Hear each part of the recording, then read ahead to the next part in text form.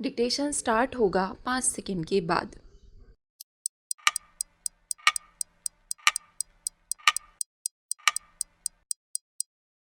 महोदय, अब हमें आर्थिक चुनौतियों का डटकर मुकाबला करना है। हमें विकास की प्रक्रिया को अधिक तीव्र और व्यापक बनाना है ताकि भारत माता की कोई भी संतान भूखी ना रहे, बेघर ना रहे, बेरोजगार ना रहे, बेदवा ना रहे। हमें क्षेत्रीय और सामाजिक असंतुलनों को दूर करना है। हमें दलित, अनुसूचित जनजाति, पिछड़े वर्ग तथा अल्पसंख्यक बंधुओं को विकास की यात्रा में भागीदार बनाना है। इसलिए आइए हम सब मिलकर यह संकल्प करें कि इस दशक को हम विकास का दशक बनाएंगे। इस संकल्प को पूरा करने के लिए हमने निश्चय किया है कि हम अगले 10 वर्षों में भारत की प्रति व्यक्ति आय को दोगुना करेंगे। इस महत्वाकांक्षी संकल्प को साकार करने के लिए हमें अपनी अर्थव्यवस्था में अनेक महत्वपूर्ण सुधार लाने होंगे। साथ ही प्रशासन, न्यायपालिका, शिक्षा तथा अन्य क्षेत्रों में भी आवश्यक सुधार करने होंगे। सुधार समय की मांग है। उदाहरण के तौर पर पिछले 50 वर्षों में दुनिया भी बदली है और देश भी बदला है। विश्व भर में दूरगामी राजनीतिक और आर्थिक परिवर्तन हुए हैं। परिवर्तन की अनिवार्यता को प्रगति की दिशा में मोड़ने का ही अर्थ है सुधार। आर्थिक सुधार का अर्थ है सबके जीवन में सुधार। उदाहरण के तौर पर बिजली क्षेत्र में केंद्र और कई राज्यों द्वारा चलाए जाने वाले सुधारों से विद्युत बोर्डों का घाटा कम होगा, बिजली की चोरी रोकी जाएगी तथा उद्योग और रोजगार बढ़ाने के लिए पर्याप्त मात्रा में बिजली उपलब्ध की जा सकेगी। इसी तरह दूरसंचार के क्षेत्र में हम जो सुधार ला रहे हैं, इससे देश के सभी भागों में सस्ते से सस्ते दाम में टेलीफोन, मोबाइल फ़ोन तथा इंटरनेट की सुविधा उपलब्ध कराई जा सकेंगी। आर्थिक सुधारों को लेकर ना किसी के मन में गलतफहमी होगी और ना कोई डर। मुझे याद है कि हरित क्रांति के समय में भी कुछ लोगों ने ऐसे ही डर व्यक्त किए थे, जो बाद में निराधार साबित हुए। हमारी आर्थिक सुधार की परिकल्पना अपनी परिकल्पना है।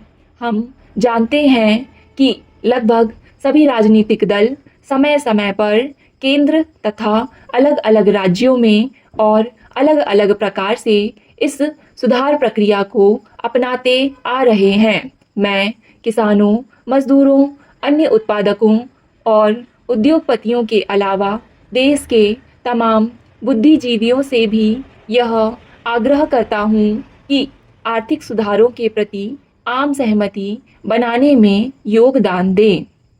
महोदय, इस संदर्भ में मैं देश के सभी केंद्रीय मजदूर संगठनों की विशेष रूप से सराहना करता हूँ।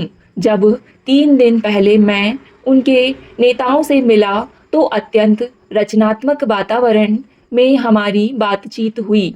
उन्होंने अपनी घोषित देशव्यापी हड़ताल को वापस ले लिया। आर्थिक सुधारों की प्रक्रिया में मजदूरों के हितों का पूरा ध्यान रखा जाएगा। आर्थिक और सामाजिक विकास की गति को तीव्र करने और अधिक से अधिक लोगों तक इसका लाभ पहुंचाने के उद्देश्य से सरकार इस वर्ष कई बड़े और महत्वपूर्ण कदम उठाने जा रही है। मैं भारत के किसानों को बधाई देना चाहता हूँ कि उन्होंने हमारी जनसंख्या में भारी वृद्धि होने के बावजूद देश में अन्न की कमी नहीं होने दी है। आज हमारे देश में अन्न की कमी नहीं है, बल्कि उसे सुरक्षित रखने के लिए भंडारों की कमी है। हमने स्वतंत्रता के बाद पहली बार एक राष्ट्रीय कृषि नीति बनाई है। इस नीति का मूल उद्देश्य हर साल 4% की दर से कृषि उत्पादन में बढ़ोतरी प्राप्त करना है। कृषि क्षेत्र में गिरते हुए पूंजी निवेश को रोकने तथा उसे बढ़ाने हेतु ठोस कदम उठाए जाएंगे। पहली बार केंद्र सरकार ने ग्रामीण सड़कें बनाने का एक सुनिश्चित और समयबद्ध कार्यक्रम तैयार किया है। 100% केंद्रीय अनुदान द्वारा प्रधानमंत्री ग्राम सड़क योजना के अंतर्गत अगले 3 सालों के अंदर 1000 से ज़्यादा आबादी के सभी गांवों को पक्की बारहमासी सड़कों से जोड़ा जाएगा। इसी तरह अगले 7 सालों में 500 से ज़्यादा आबादी के सभी गांवों को पक्की बारहमासी सड़कों से जोड़ा जाएगा। इस परियोजना में केंद्र सरकार पहले वर्ष के लिए 5,000 करोड़ रुपए का प्रावधान करेगी। इसका शुभारंभ गांधी जयंती के अवसर पर किया जाएगा। राष्ट्रीय राजमार्ग विकास परियोजना एक महत्वाकांक्षी कदम है। दिल्ली, मुंबई, कोलकाता, चेन्नई को जोड़ने वाले महामार्गों का सन 2003 से पहले एक चतुर्भुज सा दृश्य देखने को मिलेगा। इसको पूर्व पश्चिम तथा उत्तर दक्षिण के महामार्ग से जोड़ने का काम सन 2007 तक संपन्न हो जाएगा।